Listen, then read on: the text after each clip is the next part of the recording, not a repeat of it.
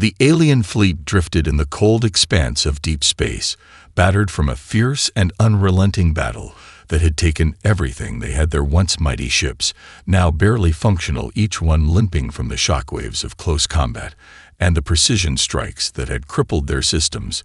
The fleet commander, known as Admiral Kale, stared at the holographic map before him. The once bright blue icons of his ships now flickered in and out of existence.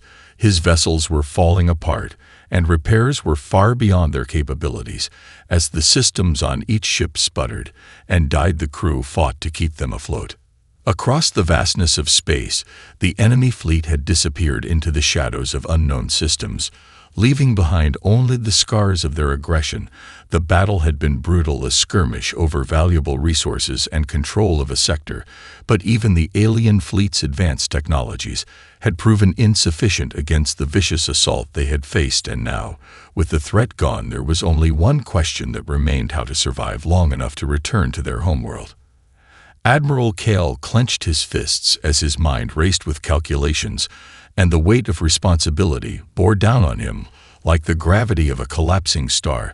His options were dwindling fast. The enemy might have vanished, but so had most of their ability to pursue them, and even to defend themselves against a second wave of attack. Their technology was beyond anything the Admiral had seen in his years of service, yet now it was useless. The alien race to which Admiral Kale belonged was known across the galaxy for its towering intellect and unmatched technological prowess, but even they had their limits. There were weaknesses that no advanced computer system could anticipate. No starship could resist every form of destruction, no matter how sophisticated the materials were. And now his fleet was falling to pieces, with no hope of repair within their own ranks. They needed help, and it had to come from somewhere outside their vast empire. The solution seemed almost absurd at first, but as Kale thought about it longer, there was no other choice. The one race he could turn to were humans. Their reputation had spread far and wide across the galaxy as strange yet resilient beings capable of solving even the most insurmountable technical problems. Despite their relatively primitive technology, compared to the galactic powers, they had quickly become known for their ability to fix anything from broken space stations to malfunctioning warships. The legend of human engineers was both feared and revered among the galactic community. With a heavy sigh, Kale made his decision. He would seek out the humans, the only beings who might be able to restore his fleet and bring his people back from the brink of destruction. He activated the communication systems and ordered his fleet to change course towards a little-known human repair dock located on a barren moon in an uncharted system. There were risks, of course. None of them knew what to expect from these so-called human engineers, but it was their only chance. As the fleet adjusted its trajectory, Kale stood before the star map, his mind a whirlwind of thoughts and doubts. Yet somewhere deep within him, he couldn't shake the growing hope that perhaps humanity's reputation for ingenuity was not just a legend after all. The alien fleet traveled through the cold expanse of space, its engines straining as they navigated the void toward the uncharted system. Admiral Kale watched from the command deck, his gaze fixed on the distant stars outside the viewport. The vastness of space seemed to stretch endlessly, mocking the limitations of his fleet. The ships groaned under their wounds, their damaged frames barely holding together. Yet there was no turning back now. The human repair docks were their only hope. For hours, the fleet pressed forward, its damaged vessels limping toward the moon where the humans were rumored to operate. There was an unsettling silence in the command center, as though even the fleet's crew understood the gravity of the situation. The alien species had always prided themselves on their technology, their perfection in engineering. But now they were reduced to nothing more than beggars asking for aid from a species considered, by their standards, primitive. The human dock was located on a desolate moon, surrounded by a barren wasteland. It was far from the thriving civilizations the alien fleet had visited in the past, and its location was so remote that few ships had ventured there. Admiral Kale's mind raced with the implications. What would the humans be like? Would they even be willing to help a species as foreign as theirs? Despite their reputation, humans were still a mystery. Their methods were said to be unconventional, their ingenuity born from desperation rather than the cold, calculated precision of other galactic species. Finally, after what felt like an eternity, the fleet reached the coordinates. The moon came into view, small and gray against the backdrop of the stars. As the ships approached the docking area, Kel couldn't help but feel a sense of trepidation. The repair dock itself was a sprawling structure, far larger than any human installation he had ever seen. It floated in orbit around the barren moon like an ancient relic, its dark metal exterior pitted and worn, yet somehow standing strong. The sheer size of the station was enough to surprise the admiral, who had expected something far smaller, far less impressive. Cal's eyes narrowed as he studied the dock's complex layout. There were no grand welcome parties, no shining beacons of hospitality. Instead, the station appeared as though it had been built to withstand the harshest environments and the most hostile forces. The human approach to engineering was clear: function over form, utility over aesthetics. The fleet slowly moved into position, and the docking bay opened with a mechanical hum. Admiral Cale signaled for the fleet to begin their approach. The ships glided in one by one, their massive forms dwarfing the human structures as they made contact with the dock. Despite the size difference, the aliens couldn't help but feel a strange sense of awe at the sheer resilience of the human-made station. Moments later, a transmission was received from the dock. It was short, to the point, and came from a voice that Cal would never forget. The signal crackled to life with a confident, almost casual tone. "Welcome to the human repair docks," the voice said. "I'm Sarah, the chief engineer. We'll get you patched up, don't worry. But I'm not one for waiting. If you're here for repairs, let's get started." Cale blinked in disbelief. There was no formality, no grand ceremony, just a straightforward declaration. It was a far cry from the polished, professional greetings of other races, but something in the voice was strangely reassuring. The humans were not afraid, not overwhelmed by the alien presence. They were calm, matter-of-fact, and that alone made Kel wonder if they had faced far more than just mechanical challenges before. "Lead the way," Kel responded, his voice steady despite the swirling thoughts in his mind. The alien fleet had arrived, and now it was up to the humans to decide if they were worthy of the help they so desperately needed. As the docking procedures continued, Admiral Kel couldn't shake the feeling that they were about to learn something profound about humanity, something that would change the course of their entire existence. The alien ships settled into the repair docks with surprising ease, their massive forms slowly aligning with the designated platforms. The docking bays hummed to life as the human engineers mobilized in response, but there was no frantic rush, no overwhelming sense of urgency, only an unshakable calm. Sarah, the chief engineer, stood at the head of a small group of technicians, her eyes scanning the incoming vessels with a sharpness that belied her unassuming demeanor. She wasn't intimidated by the sheer size of the alien fleet, nor by the critical repairs that lay ahead. To her, it was just another challenge to solve, another puzzle to piece together. Admiral Cale watched as the humans moved with practiced efficiency. They didn't appear overwhelmed by the magnitude of the task, and they didn't even hesitate as they approached the alien ships, which now sat like broken giants in the hangar. The humans seemed almost relaxed, as though this was just another day at work for them. Cale felt a strange tension in the air, not the kind he would expect from a race known for its advanced technology and military superiority. Instead, there was a sense of quiet confidence, like the humans knew exactly what they were doing. The first human engineer, a tall man with dark hair, stepped forward and examined the damage to the closest ship. He seemed to be taking mental notes, his hands running along the exposed damage with a careful, almost reverent touch. The alien systems had been heavily damaged in the battle, entire sections of circuitry shattered beyond recognition, and important power conduits were severed. But the human engineer didn't appear fazed. His focus was singular, his mind working rapidly to find solutions that Cal's own engineers had struggled with for days. "Well, this is a mess," the human muttered under his breath, but his tone wasn't one of defeat. It was almost clinical, as though the damage was just another part of the process. "We can fix it, but we'll need to swap out the core drives and reinforce the plasma conduits. It'll take a little time, but we'll get you back in the fight." He turned back to his team, issuing commands as though they were preparing for a routine maintenance job rather than a critical rescue mission. Cale watched in stunned silence. His fleet had encountered countless alien races, but never had he seen such unflinching confidence in the face of what should have been insurmountable odds. The humans weren't just taking on repairs, they were actively improving the ship's systems as they went. They didn't hesitate when confronted with new problems. They solved them. They didn't stop to analyze the extent of the alien technology, nor did they overthink the repairs. They simply understood what needed to be done and began to do it. As the hours passed, more and more ships came into the docking bays, each one presenting new challenges.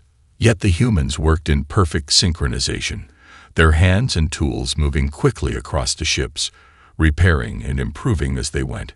Cale began to notice a pattern. There were no complaints, no signs of stress or hesitation.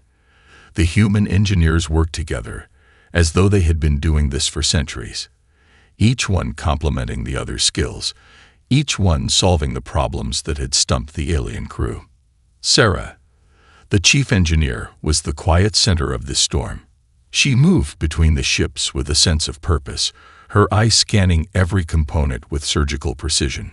When she spoke, her voice was calm, but there was an undeniable authority in it. "The plasma conduits on this one are warped," she observed, pointing to a critical junction. "We'll need to bypass the system and reroute the power through the secondary grid. It'll be a tight fit, but it should work." Cale was both amazed and perplexed.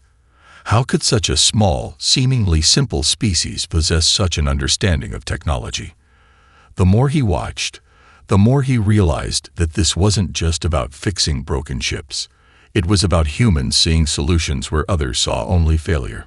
It was as if they had a deeper understanding of engineering than anyone else, a kind of innate genius born not just from intelligence, but from an unyielding determination to solve any problem, no matter how daunting. "You don't seem fazed by any of this," Cale said to Sarah, finally speaking up. His voice carried a hint of awe. "Your people, they aren't intimidated by this level of damage." Sarah turned to him with a slight smile, her hands still moving expertly over the ship's systems. "If we were intimidated by damage, we wouldn't be engineers. We'd be spectators." She glanced back at the work being done. "Damage isn't the problem. Fixing it is. And we're good at fixing things." Cale couldn't help but feel a flicker of admiration. This was more than just technical skill. It was an attitude, a mindset that was foreign to the cold precision of his own race's engineers. As the repairs continued, Cale realized that humanity's true strength lay not in the complexity of their technology, but in the resilience of their spirit and the ingenuity of their minds. As the hours passed, Admiral Cale found himself increasingly captivated by the way the humans worked. They didn't rush or panic, even as the scale of the damage became more apparent. Instead, they adapted, quickly, efficiently, and without hesitation. Each ship that came into the dock received its own team of human engineers, who approached their work like artists in a gallery, calmly assessing the damage, making their plans, and then executing with precise movements. The efficiency was almost disorienting to Cale. His own species, advanced as they were, operated on rigid schedules, with detailed calculations and measured risk assessments. The humans, on the other hand, appeared to thrive in chaos. Sarah, the chief engineer, moved between teams like a conductor overseeing the symphony. Her hands were never still, always gesturing with purpose, directing, advising, and sometimes even making quick adjustments on her own. She worked with a kind of quiet authority that Cale found both surprising and deeply impressive. The humans weren't just skilled, they were completely at home in this environment, as though the chaos and disorder of their task were part of their very nature. Cale found himself walking toward Sarah's work area. drawn to her unshakable confidence. There was something about the way she carried herself, an unspoken command that made it clear she was in control of the situation. As he approached, she looked up, catching his eye with a knowing glance. There was no surprise in her expression, no sign of uncertainty. She simply acknowledged him and returned to her work. "How are we progressing?" Cale asked, trying to mask the awe in his voice. He was curious, but more than that, he needed to understand what made these humans so capable. Sarah didn't look up from the control panel she was working on, but her response was quick and efficient. "We're on track. We've bypassed most of the critical failures in the power grid and are currently recalibrating the engines. Should be operational in a few hours, but we'll need to run diagnostics before we can give you a clean bill of health." Cale frowned slightly. "A few hours? We've been damaged for days. How is it possible for you to make such repairs so quickly?" At this, Sarah paused and turned to face him, finally meeting his gaze with a small, almost amused smile. "It's not magic, Admiral. It's adaptability. We've learned to make do with less, to make the most of whatever we have. When you've spent as much time fixing things with limited resources as we have, you develop a different kind of problem-solving ability." Cale was silent for a moment, processing her words. The idea of making do with less, of finding solutions in the midst of scarcity, was foreign to him. His people had always relied on their advanced technology, confident that their resources and tools could solve any issue. Yet here were the humans, working with scraps and improvising in ways that his engineers would never have considered. "You seem to believe that fixing things is more about creativity than technology," Cale remarked, his tone thoughtful. Sarah shrugged, moving over to a different panel. "I think both are important. But if you don't have the creativity to solve a problem, the best technology in the universe won't help you. Sometimes, it's about knowing how to adapt, how to think outside the box. That's what gets things done." Cale looked around at the engineers working tirelessly, their movements so fluid it was as though they had been born for this kind of work. There were no complex calculations, no intricate algorithms. There was only action, decisive, instinctive, and relentless. The alien admiral had watched his own engineers pore over schematics for days, unable to make a dent in the repairs. Yet here, under the guidance of Sarah and her team, the humans were restoring systems faster than he had thought possible. "What you're doing," Cale began, his voice heavy with thought, "is beyond simple repair. You're not just fixing our ships. You're transforming them." Sarah glanced up at him, her expression steady. "That's what we do. We don't just fix things. We improve them, make them better, so they're ready for whatever comes next." Cale looked at the humans around him, the strange creatures who had built this station and who, against all logic, were restoring his fleet with an ease he couldn't understand. In that moment, he realized that humanity's strength lay not just in their technical prowess, but in their ability to adapt, to innovate, and to overcome. They didn't just fix problems. They found new ways to solve them, making their solutions not only effective but efficient and creative. And as he watched them work, Cale couldn't help but wonder how much his own species could learn from them, how much they could accomplish if they embraced this mindset, this unyielding determination to make the impossible possible. As the repairs continued, the hum of activity on the human docks never ceased.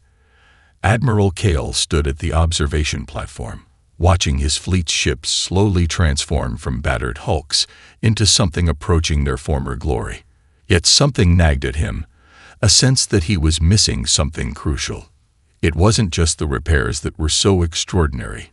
It was the way the humans seemed to approach their work, as though every task, no matter how difficult, was merely an opportunity for innovation. There was no hesitation in their movements, no second-guessing. They simply did. But there was still a growing sense of urgency. The alien fleet was still far from fully repaired, and a nagging concern was beginning to gnaw at Cale's mind. As much as the humans had accomplished, the fleet wasn't out of danger yet. A sudden and unexpected threat had emerged, An enemy faction, once thought to be pursuing them at a safe distance, had caught up far sooner than anticipated. The alliance of galactic enemies known as the Zarkarn had been known for their ruthlessness, and they were closing in fast. If they arrived before the repairs were complete, Cal's fleet would be sitting ducks. He stepped away from the observation platform and walked toward Sarah's work area. The constant sound of clanking metal and the rhythmic buzz of tools being used echoed in the background. Humans were everywhere, moving with a sense of purpose, their hands never still, their eyes focused on the task at hand. The sheer energy of the place was both overwhelming and inspiring. As Cal approached, Sarah was bent over a control panel, her hands moving quickly to rewire a damaged core component. Her calm demeanor never faltered. "Sarah," Cal's voice was steady, but there was an edge of urgency. "We've received word that the Zarkarn fleet is nearly upon us. We don't have much time left." Sarah didn't look up at him immediately, continuing her work with the same focused intensity, but her hands stopped for just a moment, as if considering his words. She finally turned, meeting his gaze with that same quiet confidence. "We'll be ready," she said, her voice calm and sure. "I'll make sure of it." Cal's brow furrowed. "But we're still in the middle of repairs. The engines aren't fully recalibrated, and many of the systems still need diagnostics. We'll never be able to fight them in our current state." Sarah gave him a quick glance before turning back to the control panel. "You're right, but you're also wrong."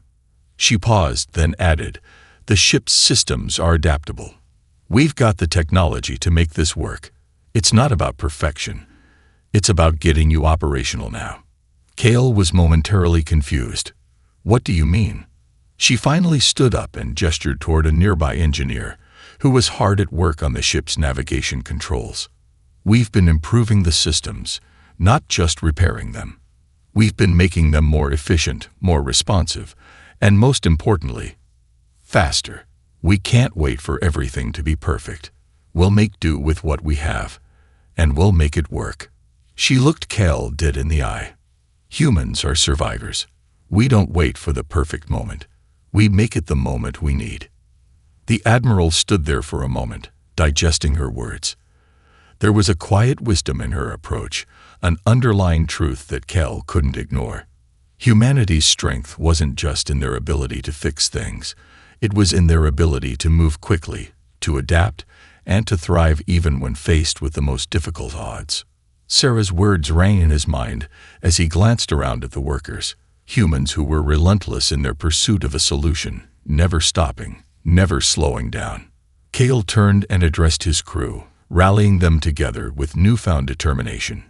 He realized that the Zarkarn, with their overwhelming numbers and advanced weapons, might indeed be a threat, but they would face something unexpected. A fleet of alien ships that was, for the first time, ready.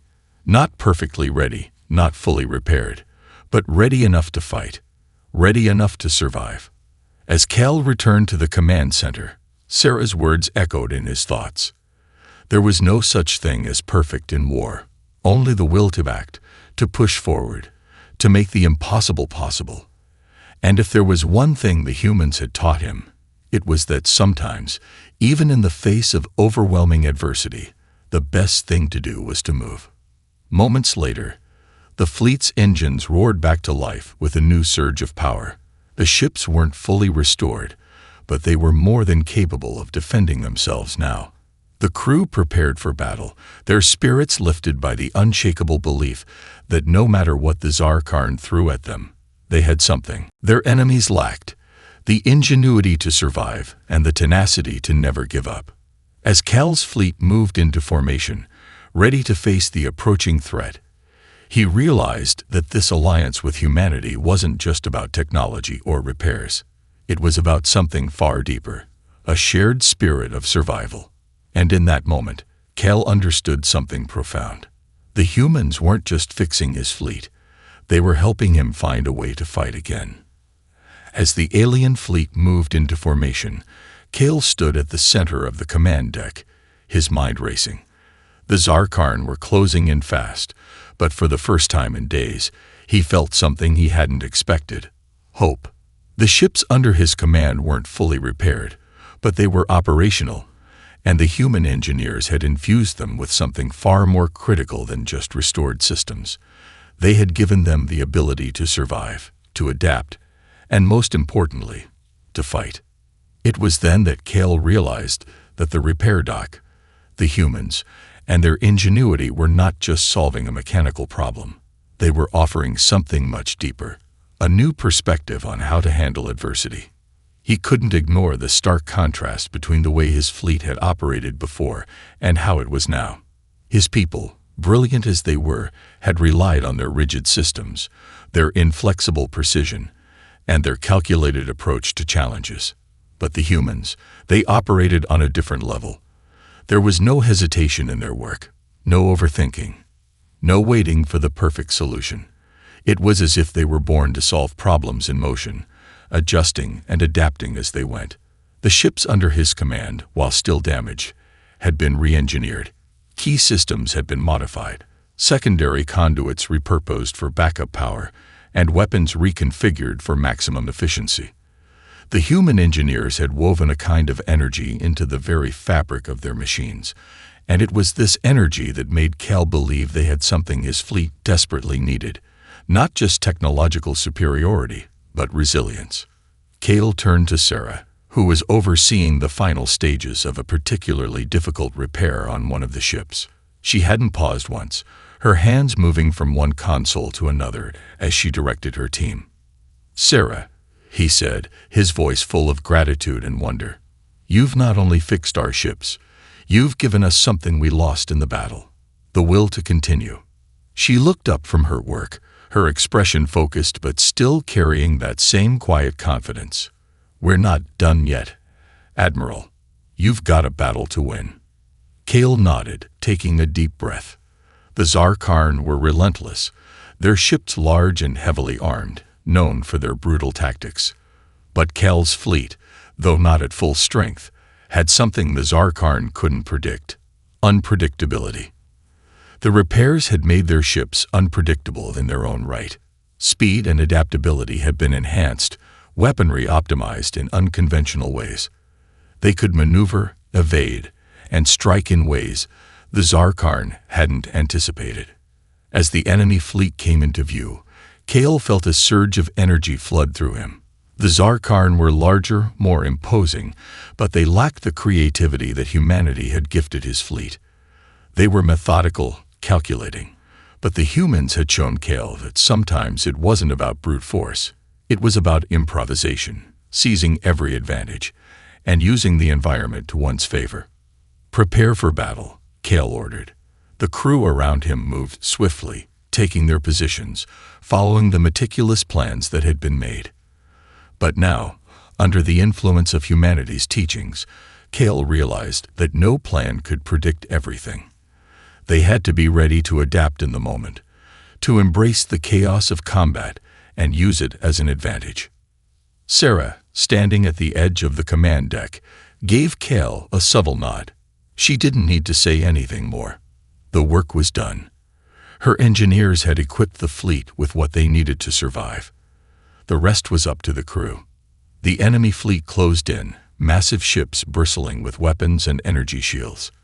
But Cale's fleet moved differently now, faster, more agile, like predators hunting their prey. They struck with precision, exploiting weaknesses, evading counterattacks with unexpected maneuvers.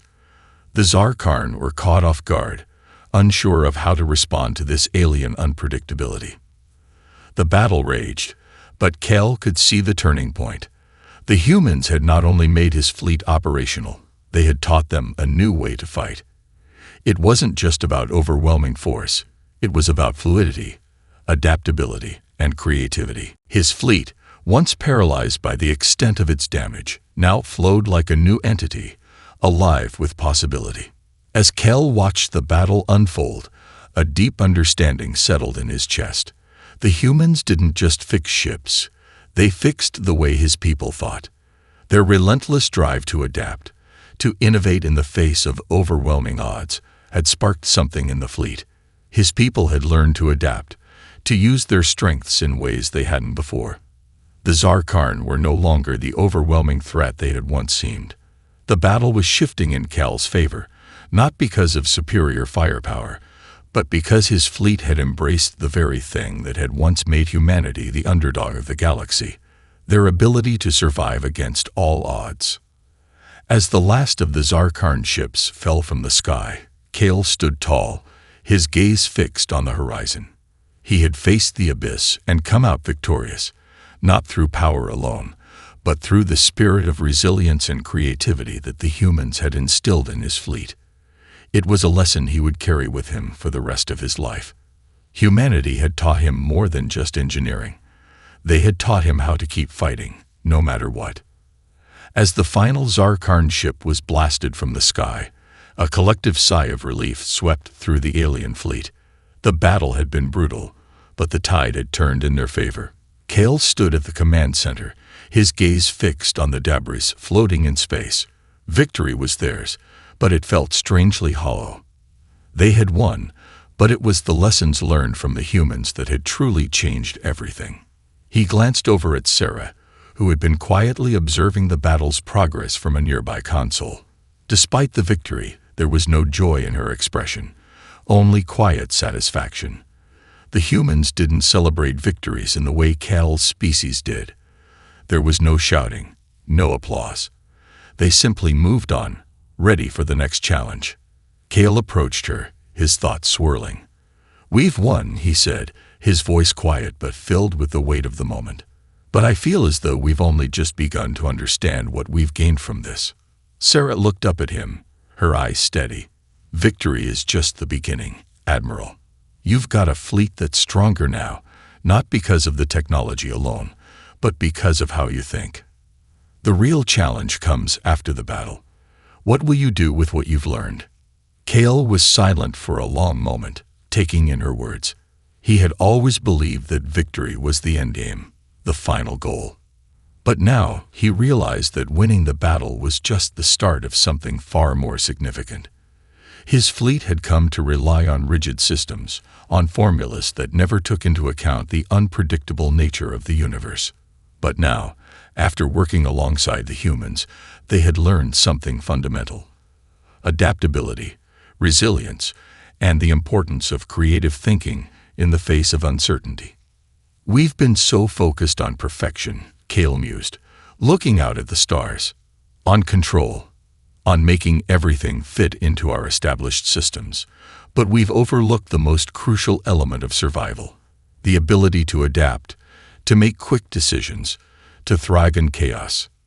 That's what humanity does best," Sarah replied, her voice a mix of pride and understanding. "We're not afraid of chaos.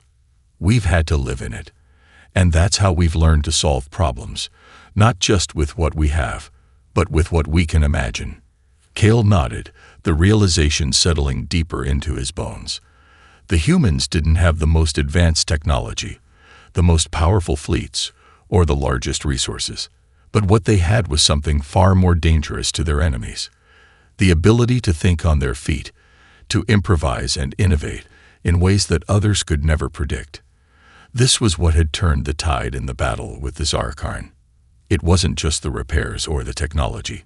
It was the mindset the humans had instilled in his people. "Sarah," Cal began, his tone serious, "I understand now. Your people didn't just fix our ships. You've helped us change the way we think, the way we approach every challenge." Sarah smiled faintly, though there was no arrogance in her expression. "It's not about changing who you are. It's about realizing that there's always another way forward. And sometimes the best way is the one you didn't even know existed." Cal turned his gaze back to the stars, a quiet contemplation taking over him. The enemy was gone, but a new challenge loomed before him. The challenge of leading a fleet that had been transformed, not just in its ability to fight, but in its very way of thinking. His species had always prided itself on its precision, its methodical approach to everything. But now, Cal realized that precision alone was not enough. They needed the adaptability the humans had shown them. They needed to embrace the chaos, to adapt and innovate, to use whatever resources they had to overcome the obstacles ahead. As the fleet began the journey home, Cale stood at the helm, a renewed sense of purpose filling him. He would lead them differently now, with the lessons of the humans firmly in mind. It wasn't just about survival, it was about thriving, about using every opportunity to adapt, learn, and grow.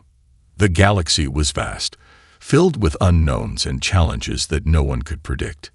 But Cale was no longer afraid. His fleet had learned how to face the unpredictable with confidence, and with the help of the humans, they would never be the same again. As the stars stretched before them, Cale couldn't help but smile, realizing that the true victory had not been the destruction of their enemies, but the transformation of his people. The journey home was long, but the atmosphere aboard Cale's flagship had shifted dramatically. The tension that had once filled the air had been replaced by a sense of quiet anticipation. The fleet had survived a brutal battle and come out on top, not because of superior firepower or overwhelming numbers, but because they had embraced a new mindset. The humans had taught them to think differently, to act with flexibility and creativity, and to never underestimate the power of adaptation. Cale stood once again at the helm of his command ship, staring out into the vastness of space. His crew had begun the process of repairing their vessels in earnest, but there was something more important now than just fixing systems. The real work had already begun. It wasn't about technology anymore. It was about internal change. His fleet had been transformed, not just in terms of their equipment, but in the way they approached problems. They had learned to embrace uncertainty, to think on their feet, and to view every challenge as an opportunity. As Cale watched the stars drift by, his mind kept returning to the same thought. The humans had done something more than just help them fight the Zarkarn. They had shown him how to lead in an entirely new way. "Admiral," came the voice of his communications officer, breaking his reverie. "We've received a message from the human fleet commander. They wish to speak with you directly." Cale straightened, curious. The humans hadn't just offered repairs, they had offered their knowledge, their wisdom. He knew this conversation would mark a significant moment in their alliance. "Patch it through," Cale ordered. A few moments later, the image of Sarah appeared on the screen, her calm face illuminated by the glow of her own ship's bridge. She offered him a small but knowing smile. "Admiral Cale," she greeted him, her voice steady. "I trust everything is in order." "It is," Cale replied, his tone sincere. "We've made it through. Your team has not only repaired our ships, but you've shown us how to think, how to adapt. We've learned more from you than I can express." Sarah nodded, her smile turning more thoughtful. "That's the goal, Admiral. You can have all the technology and firepower in the galaxy, but without the ability to think outside the box, you'll never truly be prepared for what comes next. You've got a fleet now that's not just about machines and systems.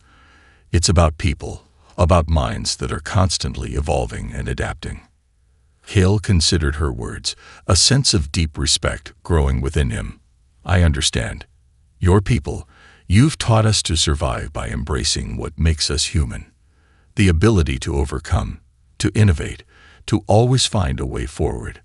And you've done the same, Cale," Sarah said, her voice warm with approval.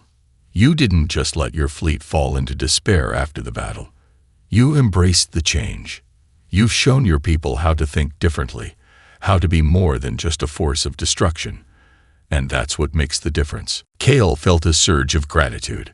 "We will carry these lessons forward, Sarah, not just in the next battle, but in everything we do. We're not the same as we were before we met you." Sarah's smile grew wider. "That's exactly the point. You don't need to be the same. What matters is that you're better. And when you face the next challenge, you'll be ready, not just because you've repaired your ships, but because you've learned how to use your minds in ways you never thought possible." Cale paused for a moment, his eyes turning to the vast expanse of stars outside the viewports. The universe was still filled with unknown dangers, but for the first time, he didn't feel fear. He felt ready ready to lead a fleet that was not bound by tradition or limitation, but empowered by innovation and adaptability. "Thank you, Sarah," Cale said, his voice resolute, "for everything. We are stronger for having worked with you." "And we are stronger for working with you," Sarah replied, her voice genuine. "This alliance will only grow from here. The universe is full of challenges, but together, we'll face them." With that, the communication ended, and Cale stood alone at the helm, gazing into the stars. His people had faced an impossible challenge, and through the strength of their ingenuity and their newfound adaptability, they had come out victorious. The journey ahead was still uncertain, but Cale was no longer worried. He knew that with his fleet, now more resilient than ever, and with the lessons learned from humanity, they could face whatever the universe threw at them. And that, he realized, was the greatest power of all. The power not just to survive, but to thrive, no matter what challenges lay ahead.